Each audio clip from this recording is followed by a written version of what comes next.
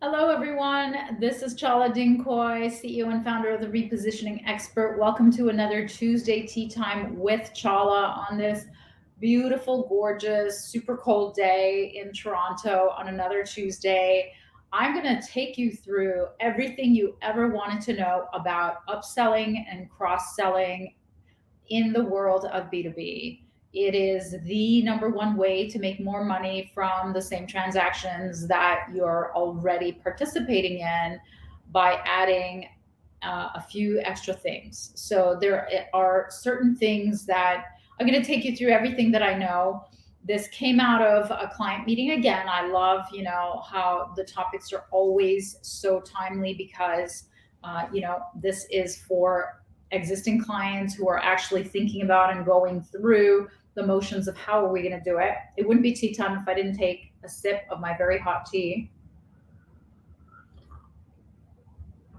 And you have seen me spill that tea on this very chair in the past year since I've started to do the Tuesday tea time since the pandemic. So it's been like a year and a half. Okay, so what is upselling and cross-selling? Let me just take us on to the same page. Is the upselling is selling the same thing but better. So adding things to it. So there's always like the cheese to the burger to make it better. Cross-selling is selling something complementary to what you're selling that is a different service or a different product.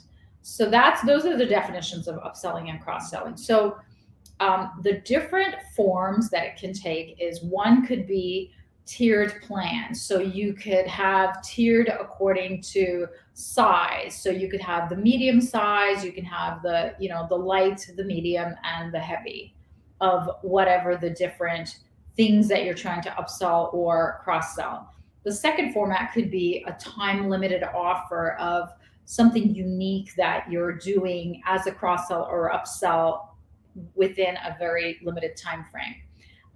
The third format of an upsell and cross sell could be within a life cycle of purchase. And so that would be within different packages of plans as they come up, and they can be positioned, and we'll talk about timing, but they can be positioned that way as part of the original sale or as the life cycles come up, because people will need different things at different stages of their development of their business. And then the last format is where you're selling more capabilities. So again, it could be through adding something to the same product or service, which is the upsell, or it could be through selling complementary products or services, which is the cross sell. So when do you actually do an upsell or a cross sell? Is you could do it right at the start where you're actually selling and you say, hey, here's some options. Two is when the client is at the key milestones of that growth or stage where you're like, okay, what's next? Number three time to do a cross sell or an upsell is as a new program launch that you've just come up with. So you can position it as a new program launch. Another is you can position it as a customer delight program. So this could both be, new launched customer delight program, or it could be an ongoing customer delight service that brings to light their unmet needs, where you have the opportunity to upsell and cross sell to the same account. And then, of course, the last one is just ongoing in your regular conversations where you bring up, you may also be interested in this. So these are some of the ways and times to introduce upsells and cross sells. There's two sources of cross sells and upsells. One is, of course, your own products and services that you already have, or create as a custom for one client and see the need in the same industry for another client, or partners. So you can upsell and cross sell referral partners, products and services with different fee structures and different agreements. How do you start the actual upsell and cross sell? Is the first step of how we do all of our work with clients when we're trying to figure out what is the gap in the market. Let me take another sip. is we first guess at the three of their unsolved industry and or company problems. They're already buying something from you to solve a problem, but we go above and beyond that and look at what is the secondary and tertiary problems that we can solve for them that are not being solved right now.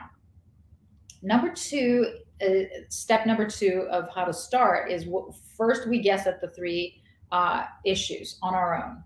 Then we set up 15-minute chats or calls with the client, and we take them through, and hopefully it's a client that is pretty senior enough to not just be the order taker, but to actually understand what are some of the mitigating factors of the problem and the actual consequence to the business cost of these problems and nearby similar problems, like complementary stuff that you can offer them. So you want to set up the interview to talk about unresolved industry issues with a fairly senior person at the client end. And then you ask which of the three pain points that you took a guess at that you think are unresolved are most urgent and expensive. So, and if none of them are relevant, ask about what they think is an unmet need that they have right now that's not being served or serviced. The next step is you pull together an upsell and cross-sell plan where you introduce either your own products or somebody else's products to be able to help them, and pitch it at a meeting. The last step is pitched at a meeting to the clients with complementary vendors if they're involved. So that's really the whole, easy way to do this. I'm not saying it's easy to do it, but these are the steps to do it. These are the formats on how to do it, and these are the timings when you can introduce them. And I'm going to give you an example of how I did it for my business. When I looked at my clients who had hired me to come up with marketing strategy, to then develop marketing messaging, one of the unmet needs that they were having was that their sales reps were not getting enough practice in doing interviews for our, the market niche form where we determine the gap in the market. And they also weren't very good at having effective sales conversations. So what I developed was a hands-on sales lab practicum. So this was an implementation lab where they came in and the sales reps came in, or whoever else was doing the selling. And we did a whole training and selling to each other, like dry runs and run-throughs with the whole sales teams from different clients. And it was just client only. It wasn't just one client, but it was just my clients. And that way I created a product that they needed. I created a service that I was able to sell, upsell, and cross-sell at various different times of my business. And then at various different times, I've created other programs as I saw different gaps. So I also created an executive roundtable training. And then I had an implementation lab where clients came in, and for the entire day together, we actually put together plans for their executive roundtables, and they walked out with an actual invitation list, an actual script, an actual topic, an actual format of what they were going to present, and some dates in the calendar for when they had to action everything, so that by the time they left, it was a no-brainer turnkey operation for them to actually put together an executive roundtable. So these are some of the things that I've done to identify gaps where clients were struggling, and I literally created programs around what they were struggling with and then sold it to them. You can take an inventory of all the things that you already do and sell, and instead of gunshot blasting everything to them as a laundry list when you first meet them, if you're working with me, you already know that we're going to niche our way in through a hook super niche of one specific pain point that we solve and that we proclaim ourselves as experts in, and that we pump out marketing into the market, collateral and content that positions as an expert in that one specific thing, and then we cross sell them and upsell them everything else. And as I've taken you through all the different ways that you could structure it, you can do it ad hoc as the need comes up.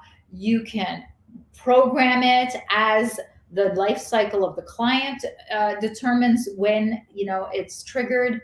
You can automate it. You can do all sorts of things, but you have to take a look at this whole strategy of upselling and cross-selling and put a whole marketing plan together for that, because there is a fortune in cross-selling and upselling, and it is literally magic because you already have the channels of distribution. I mean, this is what my whole consumer packaged goods world was all about, because they had one main product in, and it was doing well and it had market share. Well, we could line extend the heck out of that and launch 7 to 10 new products into the market every single year. So what's to stop you, even if you're a smaller business than the companies that I used to work for, from being able to do that, especially when it comes to B2B, especially when it comes to services? Okay, you guys, this was a short and sweet one. I will let you go and start looking at your plans and start booking those meetings with clients to get them to talk to you about their biggest pain and where the gap is in the needs that they're not being serviced at, and then get on with the plan to do your upsell and cross sell. Thanks so much for watching. I'll see you next week. All the best.